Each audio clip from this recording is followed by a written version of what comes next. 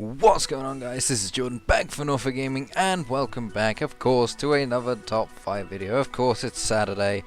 Wow, I said that funny, but of course it is Saturday, and you all know what that means. It is another top 5, and again, you guys voted. And this week, we are going to be counting down my top 5 favorite grass-type Pokemon. Now, if you haven't been here before, these, of course, as I would assume every top 5 on YouTube ever, these are opinionated. These are my opinions. If you have your own, make sure you go put them down in the comments down below. And my top 5 type lists are a bit different to others, as my lists do not have overlap, because we are only counting Pokemon that have grass as their primary or pure type. So Pokemon such as Trevenant, that is ghost grass, compared to Pokemon like Tropius, that is grass flying. Trevenant is not included, where Tropius maybe, who knows, you'll have to watch and find out. So, let's get straight into it. In at number 5, we have Go-Go. Go-Go is amazing to me because it is one of the Pokemon that actually introduced Gen 6. I personally I know a lot of people took a break from Pokemon during Gen 5, like I personally got Pokemon White and I got Pokemon Black, didn't like it that much, and then just stopped for a few years when like Black 2 and White 2 came out and then you find out about these new Pokemon coming in the anime like they've done before. I think they did it with Pokemon like Lucario, and I'm not exactly sure what other Pokemon they introduced into the anime before the games actually came out, but Go-Go was one of them, and that really it made me more excited for it. I know in the actual game, when you actually get to ride it around, it's not the best. It's a lot of fun in Smash. I must say it's a lot of fun in Smash, but I had to put it on the list because it was just so like this is a Pokemon that I actually like the design of a lot. So, and this is like a flavor of what's to come in Gen 6, and of course Gen 6 is probably one of my favorite generations, of course, but this introduced me up. So that is it. That's why Gigo, and if you don't get that reference, that's fine. But Gigo is at number 5 this week. In at number 4, we have Shaymin. Well, more specifically, Shaymin Skyform. Of course, yes, I do. I like Shaymin like Landform, but I don't know. There was just something more about Shaymin Skyform to me that kind of just pushed it over the edge a bit and just gave it something a bit more than normal Shaymin, and actually gave me a lot more appreciation for the Pokemon. I like it a lot. I remember playing Diamond, I think it was, and doing the Shaymin event with like Professor Oak and stuff from the weird island, and then there was just like a hedgehog there, and I'm like, oh, okay, catch it, oh, okay, that's it. And then there was more events where you got a flower, like, okay, I've got a flower, now what do I do? And then you give it to Shaymin, and it's just this, and it reminds me a lot of Mystery Dungeon Explorers of Sky, and I just love Mystery Dungeon, and that just like, we're talking about boosting my morale and stuff about games right now and stuff like that, and that is a lot of the reason why I like a lot of Pokemon. So yeah, that's why Shaymin's at number 4 this week.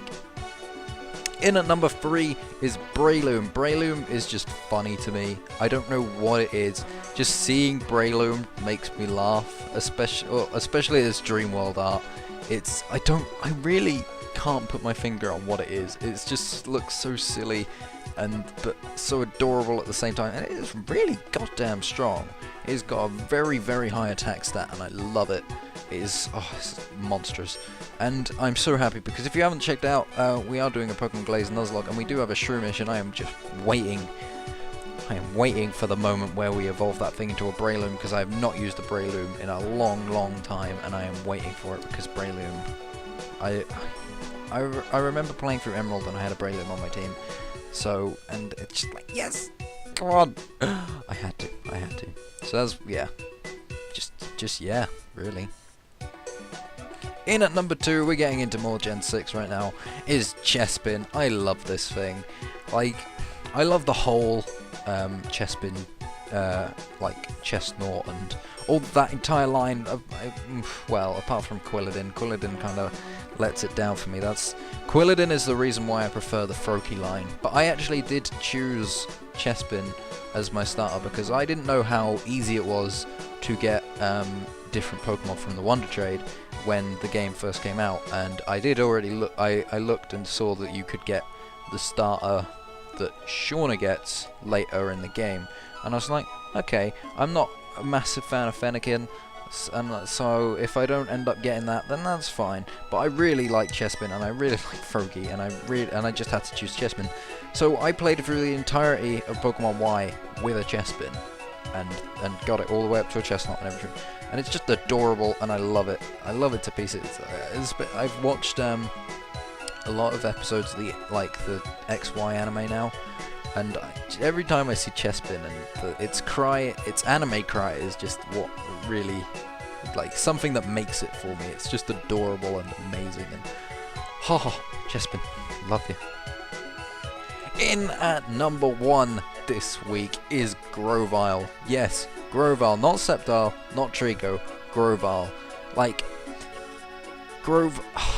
Sceptile, yes, is great. Trico, yes, is great. But I think Grovyle is like one of the only Pokemon, like in any evolutionary line, where I prefer the middle stage to the final stage. I don't know what it is about it, but it's just so, it's just so cool. Really, it's so calm and cool. Like, the anime made it for me. Mystery Dungeon again, that made it for me. Like, Grovyle being in one of the main characters and the revelations about that, I'm not going to go into it because 1, I can barely remember it, and 2, it's going to take me forever to go over that. But it's just so, it's suave, really. It reminds me of James Bond. It really does. Grovyle, just so calm and then can probably just turn around on everyone and just beat everyone. Well, not, yeah, obviously not maybe some fire types or like a steel type possibly, or a flying type, but you know. And I like the anime that I watched as a kid was most of that was the Hoenn anime, and obviously during which Ash did have the Grovyle, and I just have the images of Grovyle just laying in a tree and just like not really caring what's going on, just like, yeah, oh, you want me to fight? Oh, fine, hang on, give me a minute. And I remember getting to the point where it actually evolved into Sceptile. I think it was during like the what is it, Battle Frontier? Is that what it is? I think so. And that it honestly made it for me. It made everything complete.